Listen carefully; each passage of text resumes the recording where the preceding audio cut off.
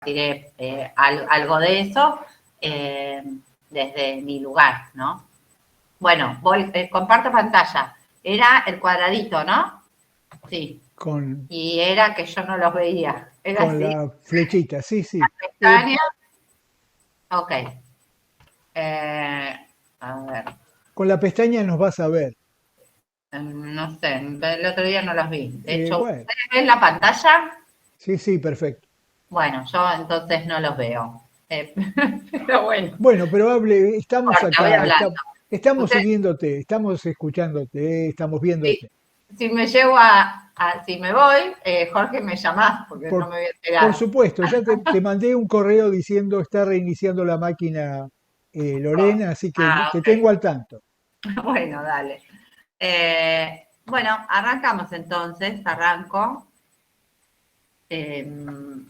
Pongo introducción porque siempre es un tema que se puede profundizar, pero vamos a hablar entonces, la hoja de ruta de hoy es esa, primero, que se puedan llevar qué es, cuál es la definición de BGI, para los que tienen, como dije la otra vez, para los que tienen formación ya en gerontología o geriatría, esta va a ser la clase de descanso y que pueden hacer, no deben prestar o pueden no prestar tanta atención.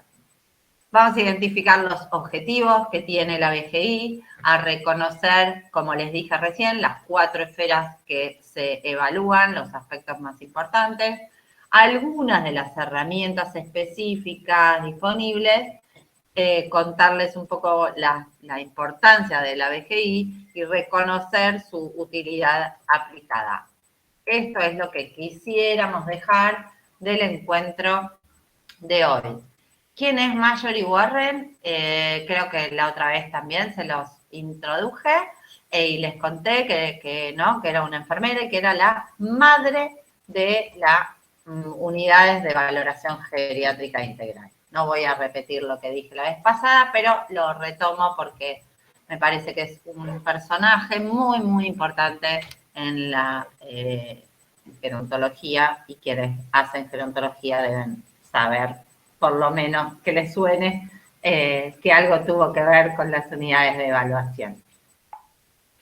La gerontología obliga, un poco como quiere mostrar este video, que la mirada debe ser ampliada y además es diferente a la valoración clásica o clínica o el enfoque tradicional de la geriatría, por ejemplo, de la clínica, en donde, por ejemplo, un dolor en la parte baja para las mujeres en la zona de hipogastrio o incluso de los ovarios, más fiebre, más ardor al orinar, es una sola cosa y seguramente corresponderá a una infección urinaria.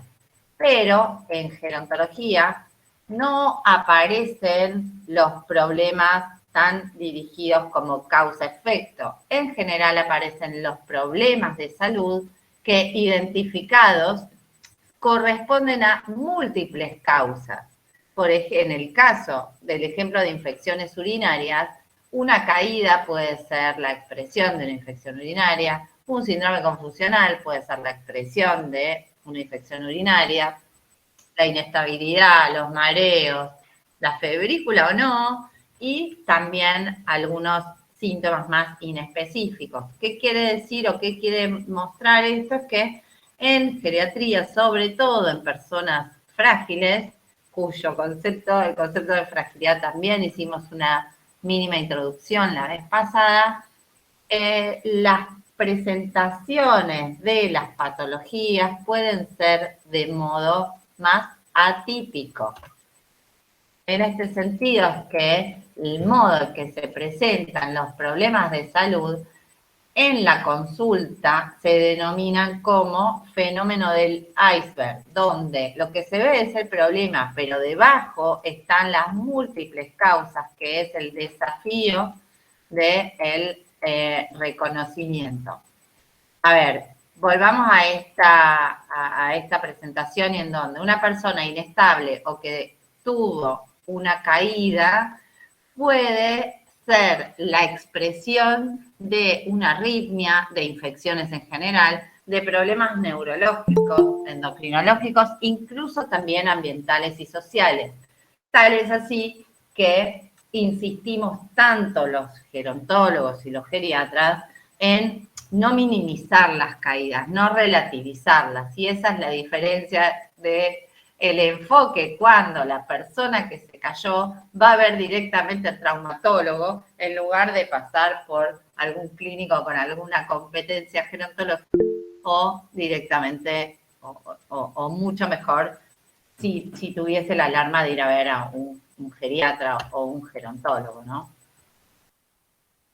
Probablemente el traumatólogo solo le diga, se cayó, bueno, okay, ¿qué le duele? La rodilla, bueno, hace la radiografía, venga y a casa y no le pregunte nada más, no le pregunte si, no sé, si tiene algún otro problema de salud, si cambió algún medicamento, si tuvo algún síntoma acompañante, qué estaba haciendo, cuándo fue la última vez que se chequeó algunos de los valores que están vinculados o relacionados con el aumento de caídas en general y así un montón de otras cosas que podrían ser evaluadas en la consulta gerontológica. Perdón, sí. Romina. Mi nombre ¿Sos traumatólogo? ¿Sí? No, soy paliativista. Sí. La caída también nosotros en paliativos la tomamos como un signo o un síntoma de soledad o de llamada de atención. Totalmente. ¿Sí? Totalmente, gracias. Sí, por eso dije, aún causas sociales, ¿no? O psicosociales o ambientales. Vamos a ver en uno de los encuentros con este equipo, básicamente los gigantes de la geriatría, dentro de los cuales la inestabilidad y las caídas son uno de los grandes síndromes geriátricos que conforman los gigantes. Y ahí van a ver específicamente las causas vinculadas a este síndrome, pero sí, claramente. Por eso también aumentaron mucho en pandemia y les cuento que nosotros en la residencia, algunos de los indicadores que pudimos medir en pandemia, con el aislamiento, con los cambios de habitación, con todo lo que implicó en sí la pandemia, ¿no? La separación de la familia o el no ingreso a la familia al principio y todo lo que está vinculado a esto, las caídas para nosotros, que era un indicador sumamente estable de prevalencia, se triplicaron en los peores meses de la pandemia. Bueno, continuamos entonces con el concepto, refrescamos el concepto de fragilidad. Recuerdan que yo lo había como expresado por ahí en otras palabras como la pérdida de reserva funcional, ¿no? Dije, las personas frágiles no tienen resto físico y psíquico para responder a situaciones de estrés. Lo planteé así, a veces también se puede plantear como, bueno, el riesgo, algo frágil que tiene, riesgo de romperse, ¿sí? La palabra fragilidad te lleva a una copa de cristal, bueno, algo que puede romperse. Las personas frágiles, por reducción de su reserva funcional y la falta de resto, ante situaciones de estrés, lo que se rompe es la autonomía, tienen alto riesgo de pérdida de independencia. No sé si recuerdan también de la presentación anterior, cuando mostramos esos 3 gráficos de eventos que podían darse o que cómo se va perdiendo función a lo largo de la vida cuando envejecemos y dijimos, hay un modelo lineal que se va perdiendo funcionalidad progresivamente, más o menos en función de los hábitos. Hay otro modelo que se da en enfermedades crónicas con reagudizaciones, que ante cada reagudización se pierde función, se recupera, pero nunca se recupera al escalón previo al evento. Y después hablamos del último, que se daba en personas frágiles y que era el modelo de pérdida catastrófica de independencia, donde aparecía, no sé si me ve en la mano, el gráfico que venía así, hacía el evento y caía en funcionalidad y después podía o entrar en cascada de eventos y fallecer o recuperarse y en general no al escalón previo al evento.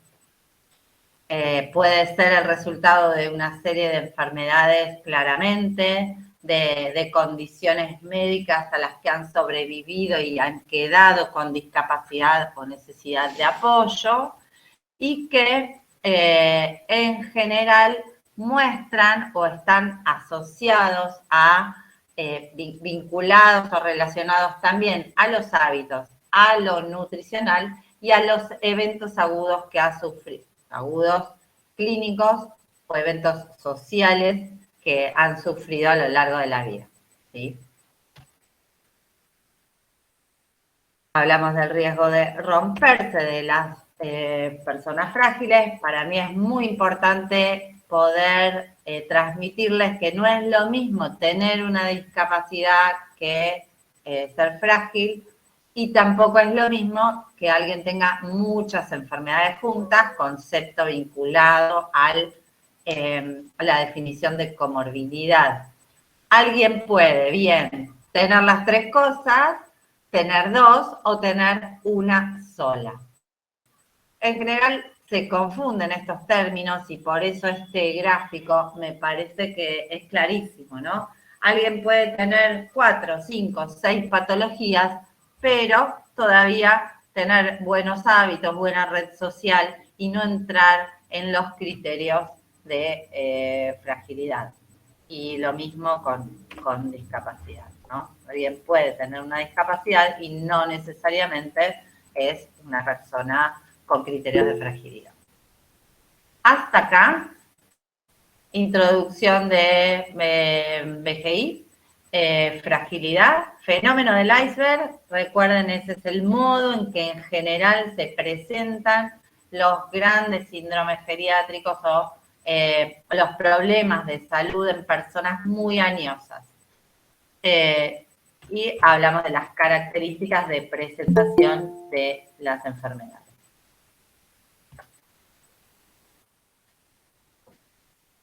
En general, el detonante o el desencadenante de la cascada de eventos que llevan a la pérdida de función suele ser con mucha frecuencia el ingreso a un hospital por algún evento agudo, que puede ser una caída con fractura, que puede ser una arritmia, un síndrome confusional, o puede ser algo por ahí menor, pero en una persona frágil generar cascada de eventos o porque llegó sola al hospital y todo eso desencadena confusión, medicación, efectos por la medicación y así la cascada que puede incluso llevar a las personas a la muerte. Los casos en que más se benefician con la valoración geriátrica que vamos a intentar transmitir hoy son las personas con criterios de fragilidad. ¿Por qué? Porque son las de riesgo. Y no, esto quiere decir que está mal hacerle a todos los mayores de 65 de la BGI. No está, bueno, más o menos, estaría mal usado el recurso. Las personas que más se benefician son las personas con criterios de fragilidad porque son aquellas en las que se puede intervenir antes del evento, en prevención. Y son aquellas que ante mínimos eventos, si uno no termina acomodando o reforzando la red social, por ejemplo, de una persona que vive solo, eso puede generar un mayor ingreso en dependencia o en cascada de eventos, un ingreso a una institución que podría haberse demorado o evitado si hubiésemos realizado una BGI con intervención previamente. Vamos a verlo tal vez con algunos ejemplos, ¿no? Algo dijimos y entonces vamos como reforzando. ¿Qué es la BGI? La BGI es un proceso diagnóstico. Es decir, no es que alguien viene y en una hora yo puedo hacer una BGI y ya está. No, la BGI es, por definición, un proceso diagnóstico usualmente y preferentemente interdisciplinario, que sí está destinado a precisar, o sea, a ver qué recursos necesitamos, a identificar problemas, no solo médicos, psicosociales y funcionales, sino también cognitivos, ambientales, y que en realidad el objetivo principal de la valoración, o sea, hacer una BGI y no hacer un plan de intervención para lograr objetivos es casi lo mismo que no hacer nada, porque la función principal que tiene la BGI es identificar problemas, situaciones problemáticas que requieren de una intervención para mejorar la calidad de vida de la persona evaluada. Entonces, todos los ojos están puestos y centrados en la persona. La BGI incluye, como dijimos, 4 esferas: una evaluación clínica, una evaluación funcional o motriz, una evaluación cognitivo-afectiva y una evaluación social. Dentro de la clínica se encuentran la nutricional, la de las vacunas, la del dolor, y dentro de la cognitiva se encuentra también la afectiva en términos de trastornos del ánimo y la de conducta. Todo dependerá, como les dije antes, la elección del modelo de valoración geriátrica que yo elija depende del dispositivo en el que yo me encuentre. Y también depende de el manejo y el grado de capacitación que tendrán todas las personas del equipo interdisciplinario que conforman a los recursos humanos del dispositivo, ¿no? Antes de meternos puntualmente en las escalas de evaluación, es importante saber, y esto seguramente lo habrán visto con Sandra, que existen las actividades básicas de la vida diaria, las instrumentales de la vida diaria y las avanzadas de la vida diaria. Si ven abajo y se están viendo mi pantalla, todo esto está vinculado a los conceptos de dependencia, de fragilidad y de autonomía o independencia. Cuando alguna persona puede realizar actividades avanzadas de la vida diaria, que son las de participación social, básicamente, entonces puede realizar las instrumentales y las básicas. No existe que alguien pueda realizar estas y no pueda realizar las anteriores. La pérdida progresiva de las funciones debe ser una alerta de que algo está sucediendo. Por eso es importante también la BGI para poder identificarlo. No sirve de nada preguntarle a alguien que viene caminando al consultorio, se pidió el turno, o manejando el consultorio, se pidió el turno, preguntarle si come solo, se baña solo, si se puede asear. ¿Me explico ahí? Iba a decir se entiende y ya hace muchos años que aprendí a decir si me explico y no si se entiende. Porque la gente entiende, si no entiende porque yo no expliqué bien, correctamente. Entonces, si alguien viene manejando su auto y además nos dice que viene de dar clase en la universidad, no le vamos a preguntar si puede ir al baño solo o si come solo, ¿no? De las básicas. Las básicas son las que están relacionadas con el autocuidado. Vamos a ver algunas de las escalas de uso más frecuentes, pero están vinculadas a que la persona que puede y tiene capacidad para realizar las actividades básicas de la vida diaria puede vivir solo, puede estar solo en su casa, ¿Por qué? Porque se puede trasladar al baño, porque puede lavarse la cara, se puede bañar, puede comer solo. Si alguien puede no necesitar ayuda para las básicas y entonces vivir solo, pero necesitar ayuda para las instrumentales. ¿Cuáles son las instrumentales? Y las resumimos, después las vamos a ver en detalle, pero las resumimos con aquellas que nos conectan o conectan a las personas con el afuera. Por ejemplo, alguien puede comer solo, pero quizás necesite que le vayan a hacer las compras o que le compren comida hecha. Esto yo con algunos pacientes míos que en domicilio, por ahí muy añosos y que quieren seguir viviendo solos, pero necesitan ayuda para las instrumentales.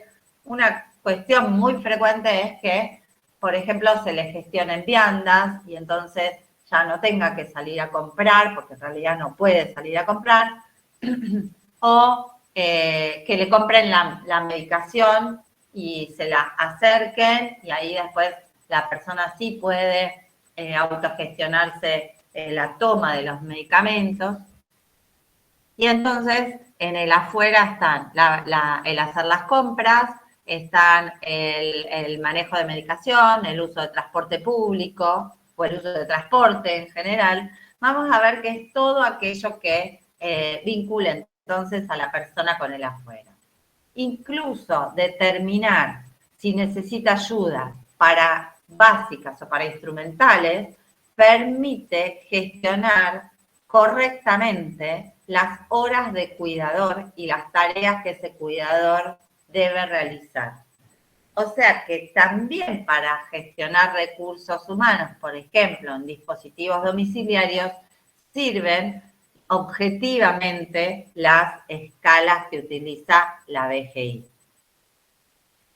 Otra cosa es que para aquellos que, por ejemplo, realizan actividades avanzadas de la vida diaria, el haber dejado de ir, ejemplo, a yoga o al club, o dejó de dar clase, o todo abandonar actividades debe ser interrogado. Los motivos por los cuales dejaron de ir deben ser interrogados, porque en general comienzan ahí las pérdidas de funciones que nos dan el alerta mucho antes que la persona pierda la capacidad o ya necesite ayuda para las básicas. Por eso es importante ir realizando la BGI en personas frágiles y de modo periódico. Preguntar acerca de si realiza actividades avanzadas de la vida diaria también es importante registrarlas para poder determinar. Nadie va a descubrir o a sonar, no va a sonar la alarma de lo que no registramos que hacía, ¿no? Bien, veamos algunas entonces herramientas. La historia personal es clave, conocer la historia de la persona, por ejemplo, esto que les dije recién, saber, digamos, cómo es un día, qué actividades realiza, cuáles son los intereses, qué actividades realizó también para ver en caso que la persona esté perdiendo independencia, ver de qué modo podemos también motivarlo. Conocer la historia personal y los intereses, a mí me ha servido mucho en plena pandemia para poder hacer alguna intervención, ¿no? Vamos a ir viendo a lo largo de esta hora en las 4 esferas: clínica, repito, clínica, funcional, cognitiva y social, algunas de las herramientas de uso más frecuentes. Dentro de la evaluación clínica existe la historia farmacológica. No la voy a desarrollar porque es la más médica y ya hablamos al principio que no era la intención ni es la fortaleza de este módulo, pero dentro de la clínica es clave que van obviamente la historia de vacunación, lo nutricional, la historia farmacológica también, las alergias, lógicamente, y algunas, por supuesto, el examen clínico y la determinación o la identificación de lo que conocemos como gigantes de la geriatría o grandes síndromes geriátricos que van a tener específicamente 2 horas de cada uno de ellos, ¿no? Nos metemos en la funcional. Una cosa de la funcional. Vean que dentro de la física y funcional aparece esto que se llama medidas basadas en ejecución. Es un poco más avanzado que, digamos, no es tan básico como la evaluación de necesidades para actividades básicas e instrumentales de la vida diaria. Las vamos a tocar hoy porque entiendo que hay entre ustedes algunos que ya tienen algo de formación básica y otros que no, así que decidí por lo menos traerles un poco de ambas cosas y también de algo o de algunas herramientas que están surgiendo ahora. Vamos a la caja de herramientas de evaluación funcional. Las más básicas, las escalas más básicas de registro de necesidad de ayuda para básicas y para instrumentales son CATS y LOTAR. CATS para básicas. Simplemente, como dijimos antes, alguien que puede y tiene la capacidad de realizar las actividades básicas de la vida diaria, puede vivir solo y puede bañarse, vestirse, ir al baño, levantarse, controla esfínteres y también puede comer sin ayuda. Fíjense que no dice nada de cocinar o hacer las compras. ¿Por qué? Porque esto es parte de las instrumentales. Veamos un poco las instrumentales que dijimos son las que conectan a la persona que vive sola con el afuera. Puede usar el teléfono, puede viajar, puede hacer compras, puede preparar la comida, puede realizar las tareas de la casa, lavar ropa, tomar la medicación o manejar el dinero. O sea, si puede todo esto, bueno, también se podrá gestionar un turno e ir o concurrir a la consulta. Por eso decía que alguien que vino ahí en auto, se pidió el turno y vino, no le vamos a preguntar acerca de las capacidades para las básicas, ¿no? Les traigo algo distinto que todavía, a pesar de que ha sido publicada hace más de 5 años, no se usa, pero digo, no pudo como ganar terreno, diría yo, pero para mí es una herramienta, primero que fue hecha, fue validada con un equipo de médicos argentinos del Hospital Italiano. El que dirigió esta investigación se llama Diego Caruso, igual que Diego Caruso, que está aquí presente, se llama igual y es un médico muy, muy capacitado en todo lo que es investigación. El cuestionario se llama Vida. Y fíjense, ¿por qué lo traigo? Cuando vamos al Loton, dice, por ejemplo, si puede lavarse la ropa, ¿no? ¿Y qué es lavarse la ropa? En lavarropa, como que hay cosas de las escalas estas que tienen más de 60 años que quedaron como fuera de tiempo, ¿no? Tanto como le va a pasar pronto al test del reloj, que si lo conocen, se realiza con un test con el reloj de agujas. Y yo creo que cuando a nuestros jóvenes de hoy, el día de mañana, le quieran hacer el test del reloj, y de hecho hoy me pasa, y me ponen los numeritos en digital. Entonces, bueno, o yo ya antes de hacerlo tengo que preguntar si usa reloj de agujas o no. Y fíjense que, a ver si les puse el vida, no lo puse. Bueno, si alguien lo puede googlear, o Jorge, vos podrás mientras, no sé si estás del otro lado. Sí, estoy acá. Bueno, sí, podrás googlear el vida, así se lo compartimos, pero mientras les cuento, por si lo encontrás. Si no, yo después lo prometo. Mientras si Lore se conecta y da clase, lo busco. El vida es mucho más real. Ah, bueno, hola Lore. Lo podemos mandar. Sí, dale. ¿Cómo? Que tenemos el cuestionario vida. Así que sí, ok. Mientras les cuento que para mí el cuestionario vida es mucho más real, porque de instrumental incluso, ¿no? Y pregunta si puede usar el cajero automático. Digo, es mucho más como del día de hoy, ¿no? Da más cuenta de que una persona, si necesita o no necesita ayuda para instrumentales, ¿no? Ahí ahora, si Lore lo encuentra, les comparte.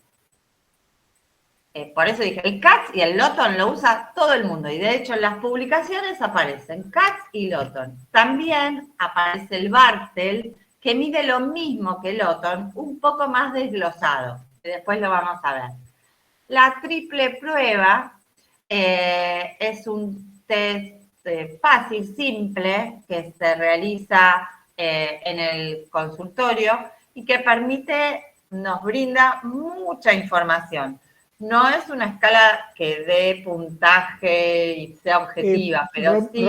Romina, me está avisando Google que la llamada va a terminar en unos minutos. Si es así, nos volvemos a conectar todos en el mismo... ¿Al mismo Meet? Sí, el mismo Meet.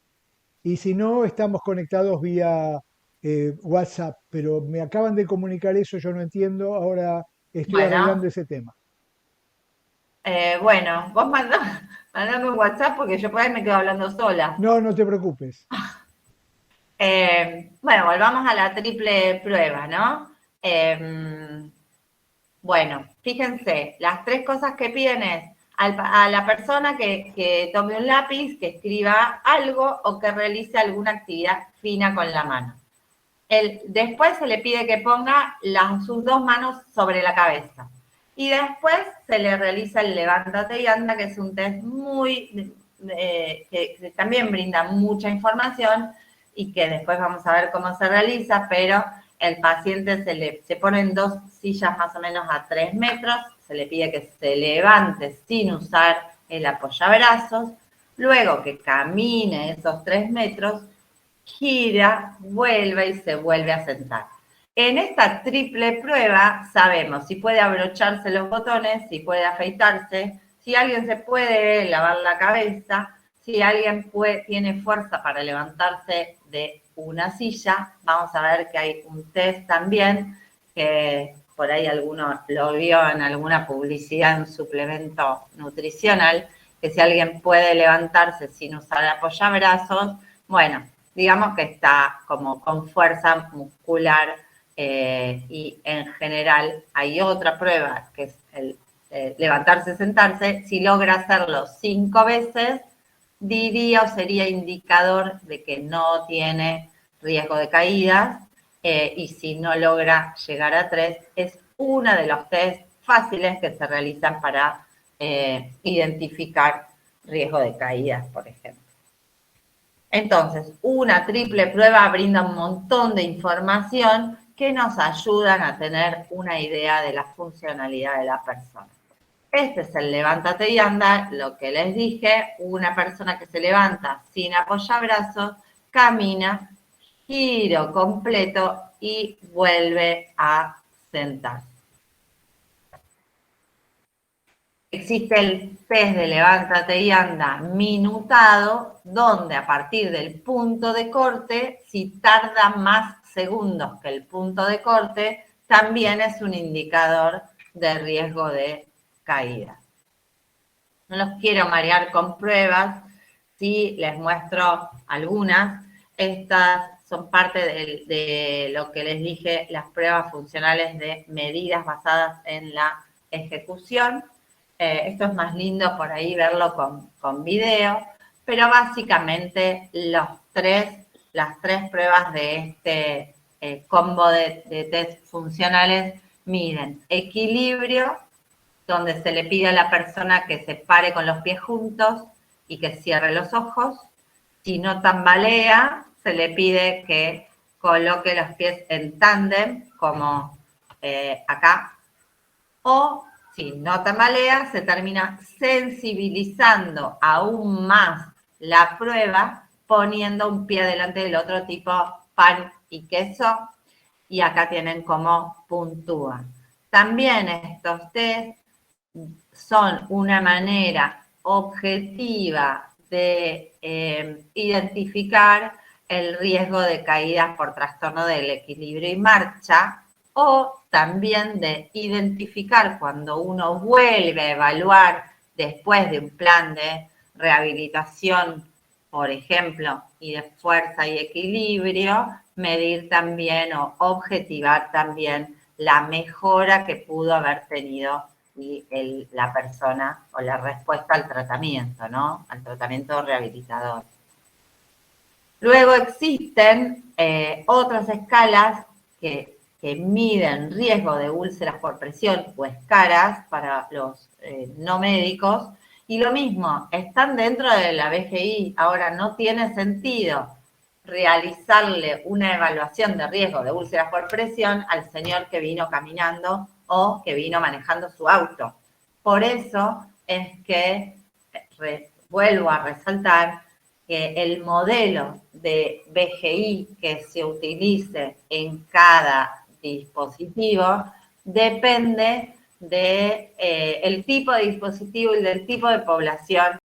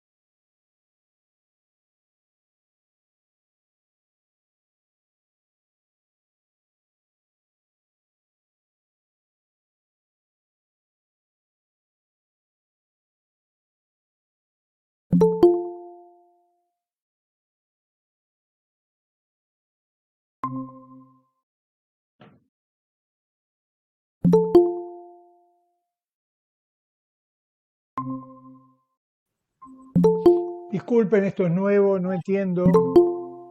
Obviamente lo voy a resolver en la semana, no entiendo nada.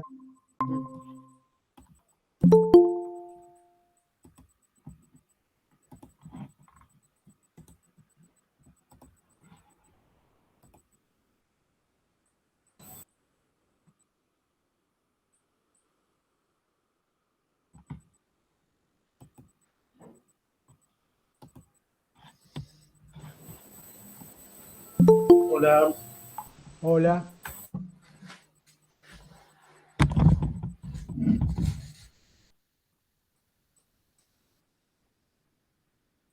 Disculpen, no entiendo lo ocurrido en la semana. Igual yo voy a conectarme con Google porque esto nos va a volver a pasar. Están diciendo que la conexión es por una hora. En realidad no es mi pacto con ellos, pero bueno, en paralelo voy a intentar que esto sea más extenso. Disculpen.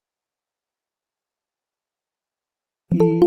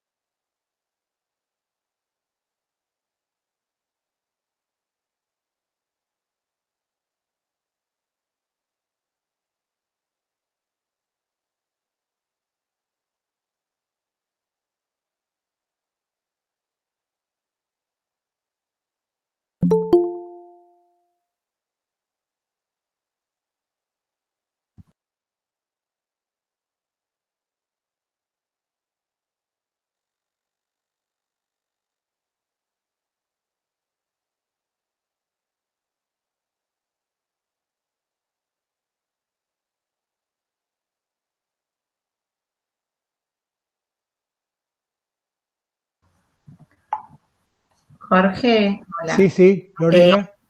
¿Podrás mandarle el link directamente? Acabo de enviárselo. Aquí está Romina. Ah, ahí está.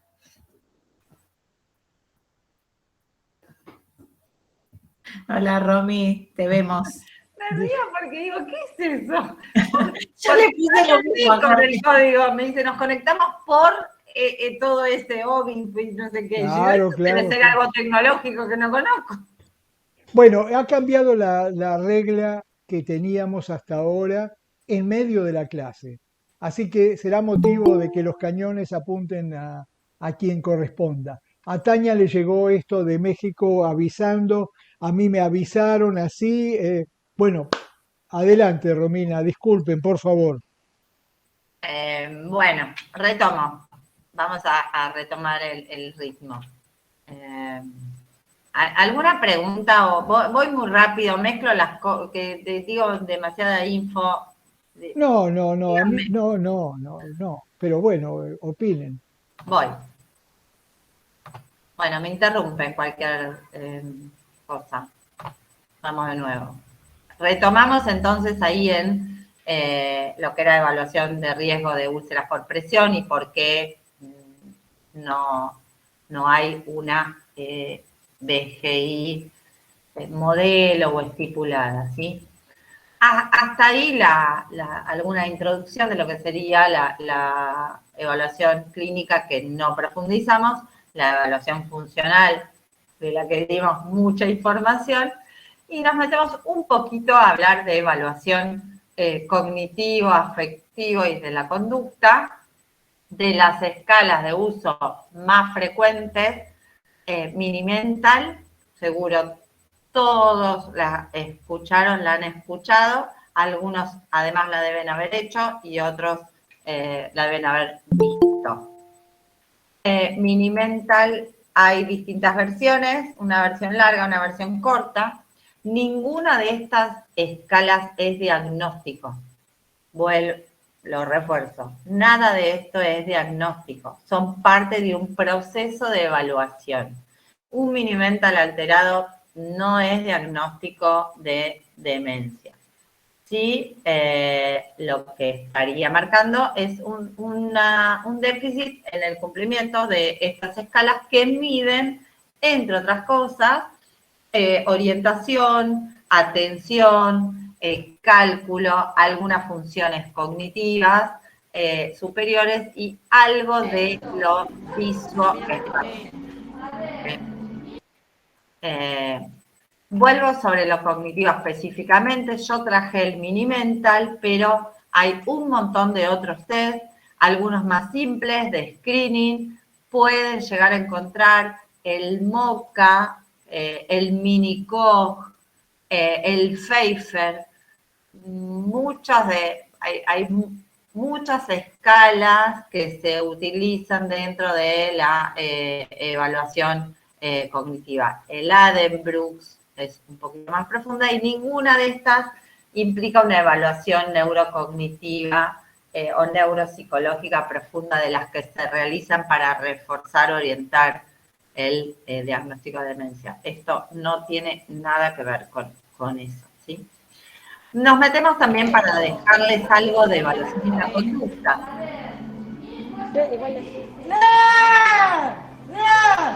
Alguna les podrá sonar familiar esta alteración de la conducta. Una de las alteraciones de la conducta, esta puntualmente se llama conducta vocal disruptiva y vamos a ver por qué es tan importante el tema de la BGI y dentro de estos también evaluar la presencia de alteraciones conductuales.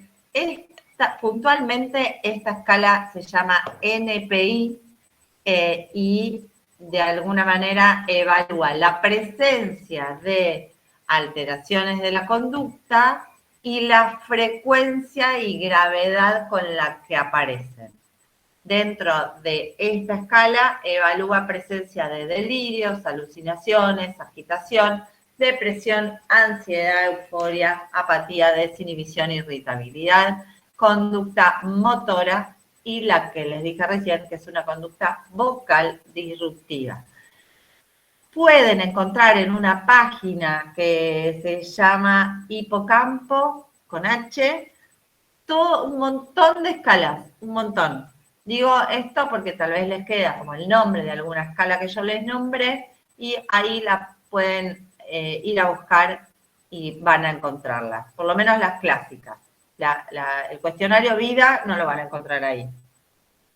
Muy bien. Después de una evaluación con intervención, uno puede compartir con los equipos un plan de intervención para lograr el control, la mejora, apostar a la calidad de vida de las personas, ¿no?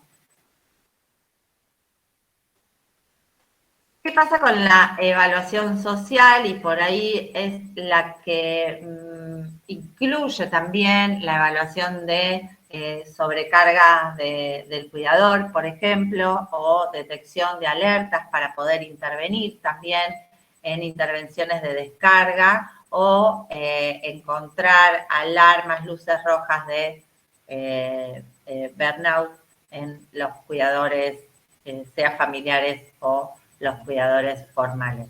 También dentro de la evaluación social se evalúan vínculos, red, situaciones que han tenido o si tienen problemas con ludopatías o situaciones con el alcohol. En este sentido, uno va armando con las 4 esferas y las evaluaciones que realiza dentro de estas 4 esferas, va armando el rompecabezas para poder orientar después las intervenciones. Así y todo, una vez que detectamos los problemas a nivel funcional o a nivel ambiental o a nivel cognitivo, uno va armando todo el listado de problemas detectados y sobre eso un plan de tratamiento o de intervención, en general interdisciplinaria, que irán con el objetivo de ir cumpliendo la meta de mejora. Esto debe estar y debe incluirse el informe de los problemas de salud, de los objetivos buscados y de la intervención, y aún en qué tiempo vamos a medir la respuesta a la intervención. Si no, la valoración geriátrica, si no tiene un objetivo, la valoración geriátrica individual, si no tiene un plan de tratamiento individualizado y dice cuándo se va a volver a medir, no tiene prácticamente ningún sentido. Distinto es de lo que va a hablar Lorena, que va a hablar del proceso y de cómo se usan los datos cuando uno evalúa poblaciones, en este caso poblaciones de residencias, ¿no?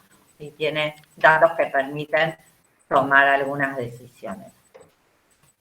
Siempre es un paso a paso la valoración geriátrica, pero también tiene algo de artesanal que va dirigido a cada persona y orientado, centrándonos también en los intereses y lo que para la persona es su problema principal.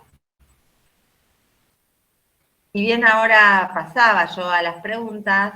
Si Lore me das unos minutitos, a ver si pude cargar algo de lo nuevo.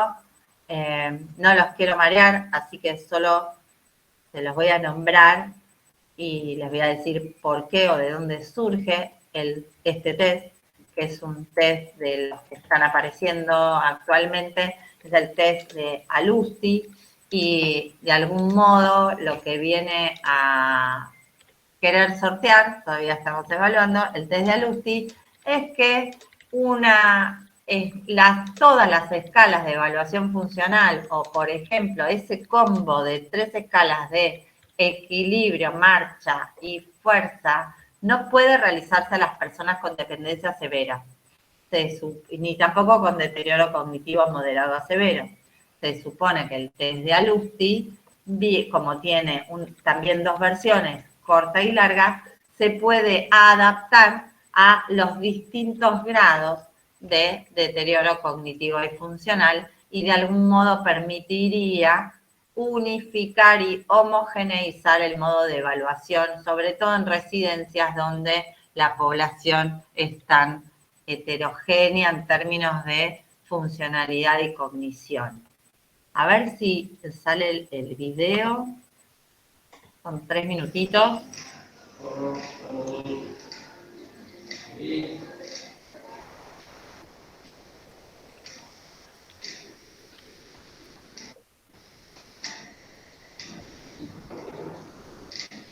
Primero, movilización pasiva, las articulaciones.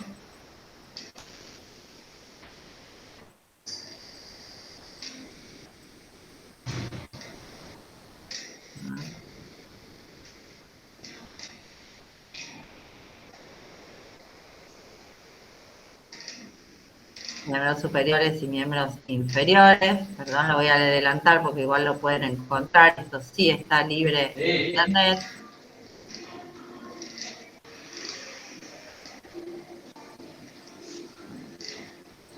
Se lo va a hacer levantar.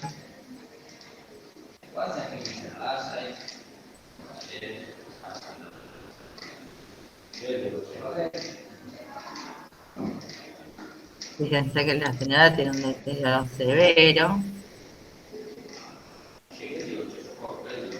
Ahí está viendo si sostiene tronco. Eso es parte de las medidas basadas en ejecución. Lo que quiere decir medidas basadas en ejecución es que se hacen como haciendo, ejecutando, ¿no? Sentada. Ve si puede caminar sola o con asistencia. Bueno, claramente la señora con asistencia, pero permite como evaluar personas con dependencia severa. Esta viene a ser como la ventaja de el ALUCI frente a las demás. Les dejo también para que lo investiguen un poco. Mide movilidad pasiva, movilidad activa, después transferencia, asentado, tronco en sedestación, que era esa prueba que él le hacía unos golpecitos en el tórax, transferencia de sentado a parado, bipedestación y marcha, que es como ella termina saliendo, ¿no? El video, y después va a la prueba, recuerdan, de los pies, juntos, en tándem o tipo panqueso, con ojos cerrados. O sea, va sensibilizando la prueba, que obviamente si no puede dar el paso siguiente, ahí se corta, ¿no? Bueno, creo que es hasta acá el tiempo de evaluación. Utilidad específicamente, ahora sí, llevando a la gestión en residencias. Hasta acá, mi versión, mi parte, para que Lore pueda hablar de la aplicación más en la gestión, más para quienes dirigen o quieren armar la residencia. Dejo de compartir. Romy, tengo, si querés, para compartir rapidito lo del cuestionario. Sí, sí, mientras abrimos las preguntas, Lore pone en pantalla el cuestionario vida, ¿sí? Para que lo tengan y si no, después les pasamos el link para que lo puedan. Sí, solo para ver la diferencia con los que habías nombrado. Bueno, ahí está, por ejemplo. No veo nada, así que vos que sos joven. Ay, yo veo, ¿ustedes ven? No, pero vos nos vas a leer. Leo las primeras dos como para compartir, para ver la diferencia en esto que decías vos, Romina, de la aplicabilidad y si puede esto llevarse como a lo concreto, ¿no? De toma la medicación sí o no con ayuda. Bueno, ¿qué significa esto? Claro. Dice el punto 1, preparación y toma de medicación habituales o casuales. El paciente, ¿cómo prepara y toma los medicamentos? ¿Los consigue, los prepara y los toma por sí mismo? 4, sería como la puntuación. Otros lo consiguen. Es lo máximo. Claro. La siguiente es, otros lo consiguen, lo supervisan y le anotan cuando los toma. Otra sería, se limita a tomar los medicamentos que otros le han preparado. Y la última sería, otros se encargan de todo, incluso de dárselos. Bueno, acá abre como más aristas, ¿no? ¿Quién los prepara y cómo los toma? ¿Y quién lo anota? Se expresa perfectamente la diferencia entre lo que es el vida y lo que es el Loton, que dice toma con ayuda, sin ayuda no puede, ¿no? Como es mucho más básico el Loton en términos de, no te queda claro qué puede hacer con la medicación. Por eso yo decía que el vida me parece mucho más rico como escala. Sí, de hecho también, cuanto más aristas abrís, obviamente tenés algo más específico, pero también es difícil a la hora de implementar y categorizar, ¿no? Y de eso también vamos a hablar un poquito ahora en un ratito. Bueno, esto después se los compartimos, así está con utilización del teléfono, realización de tareas y mantenimiento del hogar, manejo de asuntos económicos, desplazamiento fuera del domicilio, control de riesgos en el domicilio, realización de compras. Me ¿qué me queda? Uso de puertas, utilización de transporte, mantenimiento de la relación social. Bueno, ya de por sí las categorías son mucho más amplias que la de los otros. Bueno, compartido el vida. Ahí corté, ¿no, Romy? Compartida la vida. Compartida la vida. Preguntar Bueno, algo y si no, seguiré. Buenas tardes. Romina, yo quería consultar por la valoración en residentes que tienen mucho deterioro, que ingresan en estadios muy avanzados de la demencia, donde ya no conservan la deambulación, además de por ahí valorar el riesgo de úlceras por presión, ¿qué otra escala en esos casos como de mucho deterioro se puede aplicar?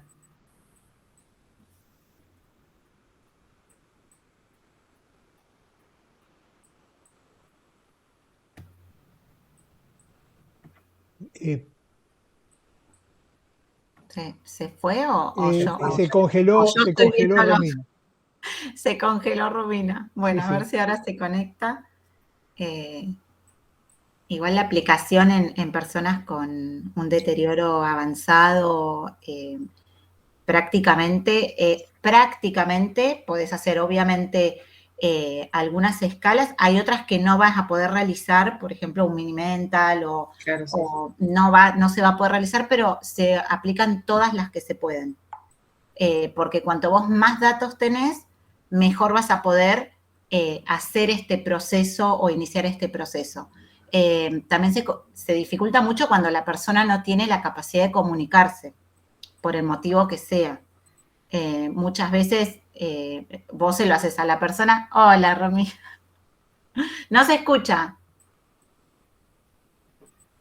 Me conecté el teléfono porque no sé qué me pasó. Bueno, Espera, ¿escuchaste la decía- pregunta? Sí, sí. Bueno, y yo le venía decía, diciendo que hay algunas que no se pueden realizar en una persona con un deterioro avanzado, más por ahí los que no pueden comunicarse, etcétera, pero te dejo que vos sos la... no, quería simplemente contar esto. Bueno, NPI es importante para deterioro severo, ver si podemos realizar presencia o no de alteraciones conductuales, para ver si podemos incluso, no sé, por ahí acomodar, bajar medicación, desprescribir, hacer el stop frail para ver si podemos acompañar la desprescripción, sobre todo en los que vienen polimedicados, sobre todo en el proceso de valoración geriátrica, deglución, lógicamente, también, para ver modificación de la dieta. Obviamente, riesgo de úlceras por presión, esa lo dijiste vos, claramente esos son los pacientes en los que hay que realizarlo. Y otra de las pruebas que también se pueden evaluar es la presencia de dolor, el pain add en pacientes con demencia. También es clave, ¿no? Que a veces es subvalorado, infravalorado la presencia de dolor, aún en personas con alteraciones conductuales donde puede ser hasta la causa, ¿no? Incluso de la alteración conductual. Muchas gracias. De nada.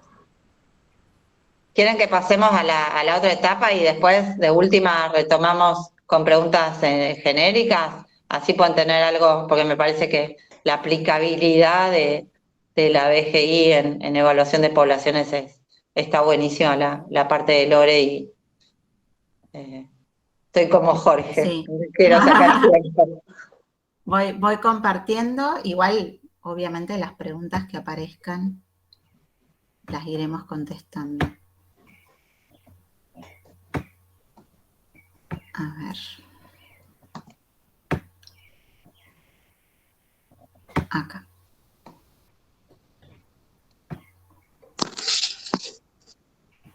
Bueno, lo que vamos a ver ahora es algunas otras aplicaciones o la aplicabilidad de la BGI para la sobrepoblaciones y para qué podemos utilizar, ¿no? Obviamente la BGI, como dijo la doctora, tiene muchas herramientas, es un proceso, es largo, no se hace de la noche a la mañana, ni se hace en el momento en que la persona ingresa a la residencia. Nosotras obviamente nuestro enfoque va más a la residencia porque es donde nosotros tenemos como ahí nuestro fuerte de trabajo, pero encontramos varias utilidades diferentes, ¿no? Porque tenemos datos. Para el que hace gestión, lo más importante es tener datos que puedan darnos un sustento y una base para la toma de decisiones, ¿sí? Ya sea que estamos gestionando un servicio pequeño de 10, 15, 20 residentes o que estamos gestionando una mega residencia con 250, 300, 400 residentes, ¿sí? Entonces, lo más importante para quitar la subjetividad a la hora de gestionar es nosotros poder tener datos concretos, poder medir y cuantificar todo lo que pueda ser cuantificable, ¿sí? Y estas bases de datos nos van a servir a nosotros para tomar decisiones que tengan que ver con la gestión de un servicio, con la gestión de una residencia. Hoy particularmente la BGI nos da herramientas para poder caracterizar y ver criterios de agrupabilidad en nuestras poblaciones, ¿sí? Entonces, tenemos, por un lado, la relación del grado de dependencia de las ABD en relación con la carga asistencial, ¿sí? Este es un tema coyuntural. Lo hablábamos al principio cuando Jorge también compartió un poco esto de bueno, las dotaciones, los ratios, particularmente yo que manejo enfermería, imagínense que es un tema fundamental y no hay un consenso, ya les digo, no hay un número general para quienes son enfermeros y gestionan con ratio de enfermería, no tenemos un número para residencias, justamente porque nuestra población tiene algunas diferencias con las poblaciones que van a los segundos niveles, a las clínicas, sanatorios y hospitales, particularmente, y tiene que ver con la gran variabilidad que tiene nuestra población. La mayoría de las instituciones de segundo nivel hacen las clasificaciones según el diagnóstico predominante o el diagnóstico de ingreso, que son como los dos diagnósticos que principalmente se obtienen, ¿no? Hay un diagnóstico de ingreso, después hay un diagnóstico de base o un diagnóstico que se le hace a la persona y en base a eso se hace un montón de análisis sobre la carga asistencial, horas de hacia que va a tener para los diferentes profesionales y también cuántos van a ser los insumos que esa persona va a requerir según la patología, ¿bien? De hecho, hay muchas instituciones que trabajan moduladas. O sea, tenés un módulo y el módulo tiene un estimativo de recursos materiales o asistenciales y se paga un monto. Bueno, esto para las residencias es muy difícil de realizar, porque nuestra población tiene una presentación atípica de las enfermedades, primero. Después tenemos una variabilidad enorme y tenemos también, nuestra población tiene necesidades diferentes de rehabilitación desde lo funcional, ¿sí? Sin que haya ocurrido ningún evento agudo.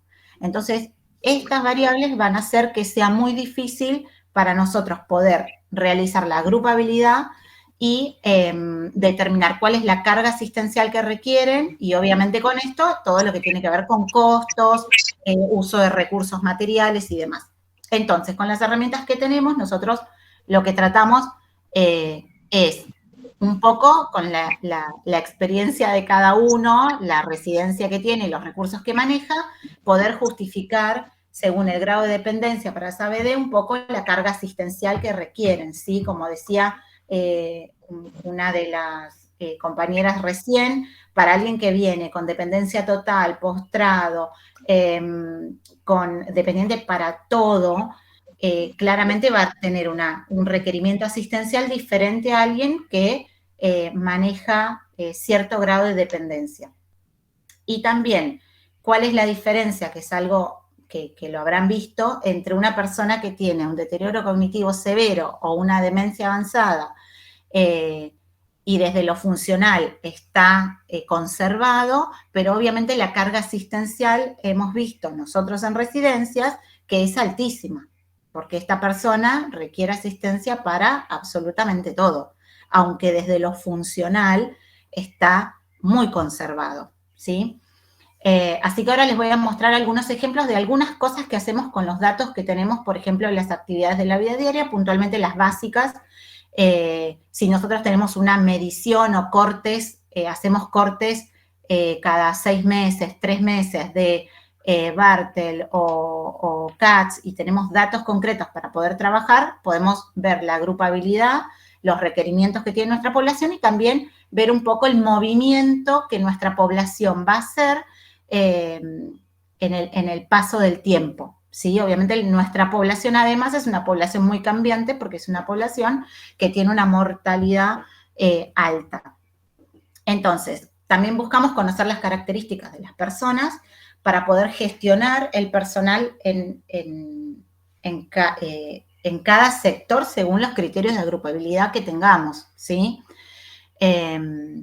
Como bien les decía, no es lo mismo un sector que tiene o una residencia especializada en manejo de personas con demencia a un sector donde no tienen deterioro cognitivo, el deterioro cognitivo es leve y lo que tiene es una dependencia funcional y física mayor, e inclusive alguna otra residencia u otro sector que tenga conservadas las habilidades sociales, que tenga un deterioro cognitivo leve, moderado, pero conserve lo social, y que entonces el enfoque de ese sector puntualmente es sostener todo lo social que venía manteniendo esta población. Entonces, ahí tenemos criterios de agrupabilidad. Obviamente, también va a determinar la capacitación al personal asistencial, las personas que trabajan con deterioro cognitivo avanzado, obviamente, como dijo Romina en algún momento, el agotamiento del cuidador, el síndrome de burnout y demás, son situaciones que ocurren y que ocurren más frecuentemente en la asistencia de estas poblaciones, prolongado en el tiempo, y que también nosotros tenemos que poder darles herramientas al personal para poder afrontar situaciones y manejar situaciones, ¿sí? Y para que ellos también puedan preservarse. Una de las herramientas fundamentales es que el personal esté capacitado, que tenga herramientas para poder afrontar situaciones de disrupción de cualquier tipo, inclusive de agresión si es que hay trastornos del comportamiento en nuestra población. Bueno, utilizar esta información también que obtenemos de toda nuestra valoración de la población para planificar la implementación de diferentes programas. Si nosotros de repente vemos que la tasa de caídas comienza a aumentar, o que tenemos una tasa de caídas alta y que no podemos revertirlas, bueno, claramente hay que implementar algún programa de reducción o prevención de caídas, y entonces ahí nosotros podemos tomar decisiones desde la gestión horizontal hacia toda la población del personal, ¿sí? Para que puedan, bueno, ver dónde estamos, qué estamos haciendo o qué podemos mejorar. Obviamente sabemos que no vamos a ir a caídas cero porque nuestra población tiene un altísimo riesgo de caídas, pero sí podemos reducir o minimizar, utilizar algunas estrategias que puedan evitar y bueno, obviamente esto se hace a través de la implementación de programas. Otro de los programas que nosotros utilizamos y que también nos dio muy, muy buenos resultados es el programa de cuidados libres de sujeciones. Y acá, bueno, no es un capítulo aparte, pero somos parte del grupo de SATAR y la verdad es que hoy por hoy afirmamos y sabemos que se puede cuidar sin sujeciones, lo implementamos, hay otras residencias que también lo implementan y obviamente también es un programa que se aplica de forma transversal a la residencia, haciendo primero un análisis de población y situaciones, del personal, porque acá importa mucho la adherencia del personal a la implementación de los nuevos programas, trabajar con los directivos institucionales para que tengamos el apoyo para poder implementar cualquier tipo de programa. Y bueno, para todo esto nosotros, para poder presentar un proyecto a la dirección general o poder nosotros querer implementar un proyecto, tenemos que tener datos que puedan justificar o sustentar nuestra intención. Bueno, con respecto a ratios o requerimientos asistenciales, les traje un ejemplo de un programa que se llama el RUCS, que es el Grupo de Usos de Recursos, para que ustedes puedan tomar dimensión de la complejidad que requiere poder agrupar y poder estandarizar.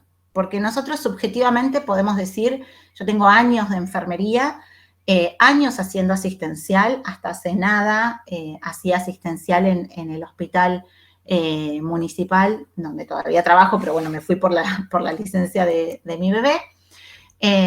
Y les puedo decir claramente cuál es la relación enfermero-paciente que uno maneja, cuántos pañales uno puede cambiar, cuántas personas vos podés dar de comer en un tiempo determinado. Yo lo puedo decir desde la experiencia, desde mi experiencia personal, desde la cabeza de gestión que puedo manejar o haber trabajado durante años, pero no sirve si yo no puedo tener una herramienta que estandarice, ¿no? Que estandarice y que pueda aplicarse en diferentes lugares y hacer comparación.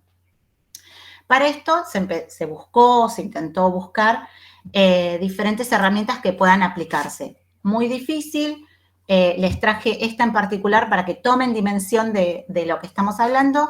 El RUCS es el Grupo de Usos de Recursos.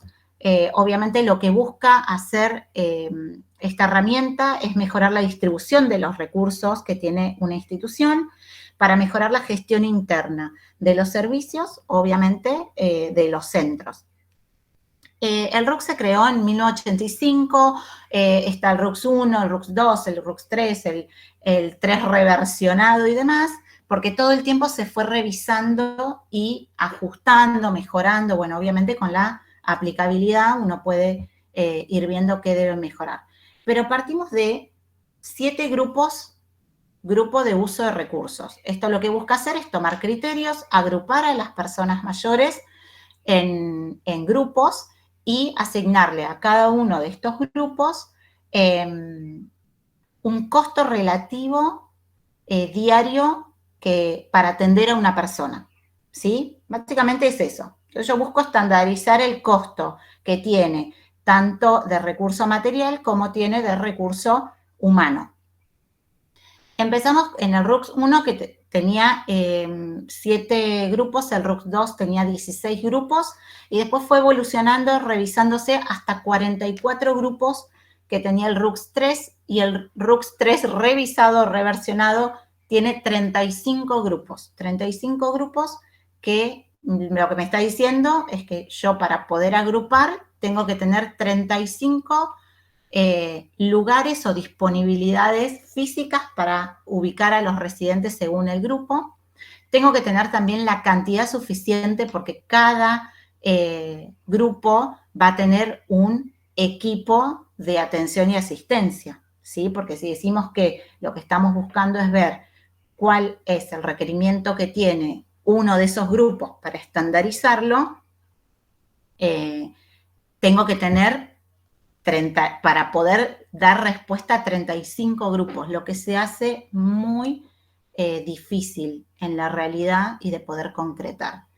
Es muy bueno, si quieren búsquenlo, está en internet, Grupo de Uso de Recursos RUCS, léanlo, es muy interesante, pero en el momento de aplicarlo, bueno, nos aparece esto, ¿no? Un poco las dificultades o lo que hace que nosotros no podamos aplicarlo concretamente.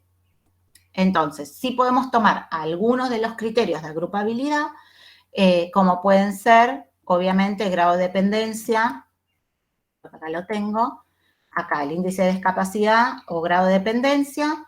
Este es una evaluación de un Bartel y lo que hacemos es poder agrupar según el grado de dependencia. Dependencia total, grave, moderada, leve, independiente. Y según esto nosotros buscamos tratar de agrupar, si tenemos la cantidad suficiente de residentes, buscar la agrupabilidad de personas con las mismas características para poder asignar personal suficiente para las necesidades de ese sector. ¿Por qué digo personal suficiente? Si yo tengo un sector que tiene 20 personas con deterioro cognitivo avanzado y dependencia sí, un índice de discapacidad total y tengo que darles de comer a las 20 personas o 30 personas, claramente voy a necesitar un ratio mayor de personal asistencial que dé de comer básicamente en las 4 ingestas, las higienes, levantar, acostar, que son los horarios o momentos críticos. Y también este análisis, ¿no? Bueno, esta población, ¿cuándo va a necesitar más asistencia? En ciertas franjas horarias. Entonces, así yo puedo gestionar o coordinar que en estas franjas horarias tiene que haber la mayor disponibilidad de manos o del personal para poder brindar esta asistencia, ¿sí? Asistencia que no puede faltar, como es la de ingestas. Bueno, este es un ejemplo de un análisis del índice de Bartel que se realizó. Bueno, hablamos de los programas de capacitación. Todas las instituciones deberían tener un programa de capacitación anual. Puntualmente en enfermería no puede no haber. Persona que gestiona enfermería, esto lo tiene que saber. Y entonces nosotros en nuestro programa anual de capacitación tenemos capacitaciones que son transversales y capacitaciones horizontales. Las transversales abarcan a toda la institución. Son, por ejemplo, plan de evacuación, ¿no? Estas formales y legales que tenemos que realizar. Y hay otras que son verticales, que son propias del personal de la institución. En este caso puede ser RCP, RCP debería ser horizontal igual para todos, pero es una capacitación que puntualmente a mí me gusta darla todos los años. RCP básico. Manejo de vía subcutánea, bueno, comunicación con las personas mayores, puntualmente en este caso con quienes tienen trastornos de conducta o algún deterioro cognitivo. Pero bueno, uno arma este plan de capacitación anual para poder tener armado y gestionado la formación o la capacitación que tenemos sobre el personal. Bien, después tenemos otras variables que podemos tomar en cuenta para la toma de decisiones en la gestión de los servicios, ¿sí? Por ejemplo, tenemos diagnósticos, como acá hay varios ejemplos: demencia, depresión, deterioro cognitivo moderado, severo, Parkinson, bueno, etcétera. Si tiene sujeciones o no, como habíamos hablado, el sector en el que está. Y entonces nosotros podemos tener datos concretos de cantidad de sujeciones que tenemos por sector, qué tipo de sujeciones tenemos y podemos hacer la implementación del programa de reducción de sujeciones, ¿sí? O un refuerzo sobre un programa que ya tengamos implementado. El refuerzo lo podemos realizar directamente en un sector y no por ahí realizarlo a toda la institución. Teniendo datos, nosotros también podemos hacer más individual este seguimiento.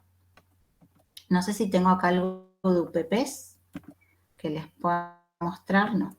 Bueno, obviamente con úlceras por presión también es 100% responsabilidad de enfermería, es una bandera que tenemos hace mucho tiempo y también es imprescindible que tengamos medición de riesgo de úlceras, que tengamos cantidad de úlceras, bueno, que podamos hacer el seguimiento en el tiempo y también poder hacer implementación de programas o capacitaciones específicas por sector, donde vemos que no mejoran o empeoran y buscar reducir, planear objetivos que podamos cumplir en cuanto a la reducción de las úlceras por presión. Creo que ni lo puse porque lo doy tan por sentado que es bien de enfermería que lo tengo incorporado. Bueno, entonces también nos va a servir para planificar la organización y distribución del recurso humano, el recurso no asistencial. Y acá podemos pensar con respecto al servicio, no sé, al personal no asistencial, si tenemos personal de limpieza, ¿no? Que saber que si un sector tiene la mayoría de su población con deterioro funcional, dependencia, y obviamente la mayoría utiliza pañal y come y se ensucia la mesa, la habitación, el comedor y demás, podemos organizar que nuestro personal de limpieza tenga una organización, primero por este sector, después por otro sector donde por ahí la dependencia es menor, donde las personas simplemente requieren una observación, una asistencia mínima para la higiene o para las ingestas. Hablo puntualmente de la higiene por los pañales, porque los pañales, obviamente, cada vez que cambias pañales, quedan en los tachos y eso genera mucho olor y malestar, ¿sí? A nadie le gusta caminar y sentir olor a pañal, a pis, a heces o a lo que sea, ¿sí? A suciedad. Por eso lo pienso. Bien, también podemos evaluar y tener un registro de la cantidad de dispositivos que tenemos en la institución, ¿sí? Bueno, ¿cuántas personas requieren cama ortopédica? ¿Cuántas utilizan silla de ruedas? ¿Cuántos colchones de aire necesitamos? Ejemplo, los colchones de aire, yo puedo ver si la persona tiene riesgo de úlceras por presión.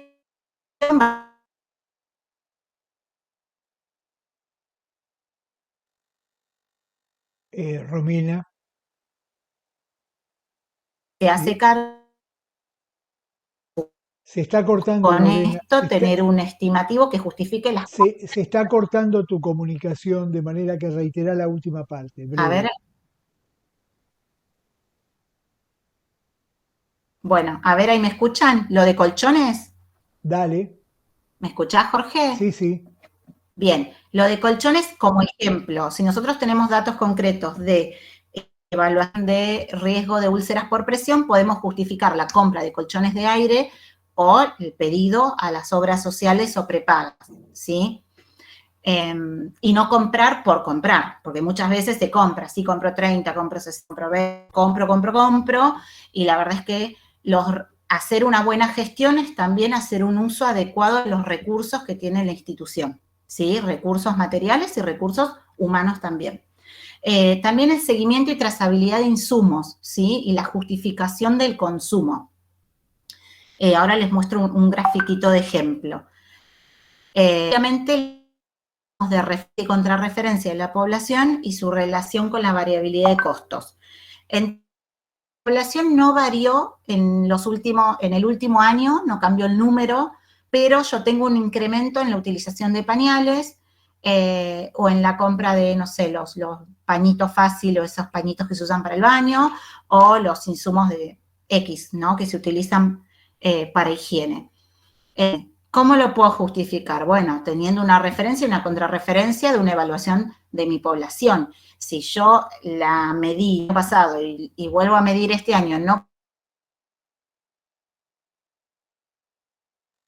características de mi población, yo puedo justificar o puedo entender el incremento de los costos, ¿sí? Ahora, también este análisis es, si yo tengo X cantidad de residentes y al año siguiente o a fin de año tengo la mitad, pero mi consumo no bajó y las características de mi población no bajaron, es que hay una mala gestión de los recursos, ¿sí? Entonces, para esto nos sirve. Y cuando nosotros hacemos gestión, siempre tenemos en nuestra cabeza el tema costos y tema pesos. Eso sépanlo porque no hay forma de que gestionar no vaya de la mano de esto. Y obviamente optimizar los tiempos de los servicios. Bueno, esto es un ejemplo de trazabilidad de la compra o consumo de alcoholes al 70%, de apósitos, bueno, son los insumos más críticos, ¿sí? Los pañales, apósitos de incontinencia, gasas, algodón, gasa y apósitos de algodón, guantes descartables, los paños jabonosos si se utilizan y las soluciones fisiológicas, que con esto nosotros podemos ver si el consumo mensual acompaña las características de nuestra población. Y si hubo un incremento o algún pico, nosotros poder analizar, bueno, ¿qué pasó en este pico? O si hubo un descenso abrupto, como están viendo acá, poder parar y decir, bueno, ¿qué pasó que acá hubo un descenso? Bueno, hay una justificación y tiene que ver con una donación de pañales y ese mes la compra fue mucho menor que la que tenía que ser, por ejemplo, ¿sí? Bueno, lo mismo con los picos altos, ¿no? Cuando hay picos altos, bueno, ¿qué pasó en ese pico? Y puede ir de la mano con el inicio de una pandemia y entonces el consumo de alcohol o las compras de alcohol mensuales se dispararon. Y entonces tenemos el pico porque tuvo que ver con el pico de COVID cuando se inició en su momento, ¿sí? Estos son ejemplos que les voy dando. Bien, hasta acá algunas otras aplicaciones y lo del caso clínico lo vamos a dejar por la hora para que podamos respetar lo que Jorge nos pidió. Hasta acá son diversas aplicaciones que tenemos con respecto a datos que podemos obtener, por ejemplo, en este caso de la BGI. Así la idea es ir, dejé de compartir, ¿no? Sí. Bueno. Bueno, por ahí nos quedan 5 minutitos de preguntas antes de poder terminar menos 10, como siempre nos pide Jorge, para poder que tengan ese espacio. Y después, nosotros por uso y costumbre, cuando te viene un paciente y necesitas un colchón y es de la obra social, fíjate que viene un paciente, como la obra social me va a tardar 3 meses en darme el colchón, yo ya voy previendo al ingreso pedir el colchón. Después lo uso o no lo uso, lo devolveré. Sí. Pero lo tengo. Eso no sé cómo se manejan en las residencias. Te contesto, Walter, lo de colchones, que creo que es lo primero que también preguntaste, así libero, que ya son las 8, perdón, Jorge. Dale. El tema de los... La verdad es que tenés razón, la valoración la hace un enfermero, si la persona tiene riesgo. Uno que tiene cancha, un Norton, lo haces de memoria en 3 segundos, ¿sí? Y entonces, sabes, si tiene criterio para un colchón y cuidados de todos los cuidados preventivos de UPVs, obviamente venga el colchón y después hacemos la gestión con el médico y con la obra social. O sea que el médico venga en 3 días, 4 días, no importa. Por eso los servicios tienen que tener un stock mínimo de colchones, ¿sí? Para poder hacer estos usos ante la necesidad y después la gestión pertinente. Y para eso el enfermero tranquilamente puede hacer su valoración, colocar el colchón, le avisa al médico, mirá, vamos, tiene requerimiento de colchón, lo justifico con mi Norton, con mi Braden, con la valoración que haga. Ningún médico se va a oponer a esto y obviamente pedirle la orden para hacer la gestión con la obra social. ¿En las residencias también se hace el PAE o no se hace? El PAE lo aplicás en todos lados. ¿Vos sos enfermero, Walter? Imagino que sí. En todos lados deberíamos hacerlo. En pocos lugares se hace, no solo en residencias. Formalmente. Informalmente sí. Sí. Mentalmente siempre haces un PAE, pero... Claro. Formalmente, poco. Romy, ¿querías decir algo por ahí para cerrar? Yo no quiero ocupar más tiempo. Sí, bueno, sí, cierro. En realidad quedan, bueno, siempre dejamos como más preguntas que respuestas, pero está bien, de eso se trata. Quizás, No, lo que quizás quería... comiencen la próxima retomando estas preguntas, etcétera, ¿no? Puede ser. No, 2 cosas quería decir así para cerrar, un poco respondiendo a las cosas que surgieron o aportando, no respondiendo, no las tengo la respuesta, pero esto de que no existe un PAE para residencias tiene que ver está ligado a lo que Lorena abrió acerca de los grupos por diagnóstico por complejidad, los RUCs. Lo que no tiene en cuenta, o sea, el PAE está establecido por resolución de enfermería respecto a cuánto tarda una enfermera en tomar la presión a un paciente, o cuánto tarda en darle de comer a un paciente. Ahora, ¿ustedes saben cuánto tarda en promedio a darle de comer a un paciente con alteraciones de conducta y demencia? ¿Saben cuánto tarda en tomarle la presión a un paciente que también tiene alteraciones de conducta y demencia y no se deja tomar la presión? O sea, alguien puede tardar en darle de comer a una persona con demencia, trastorno de glutorio y dieta modificada entre 20 minutos y 1 hora. Entonces no se puede medir. Es tan variable Y de eso se trata. Yo creo que es el gran desafío de hacer el PAE o el equivalente al PAE para residencias.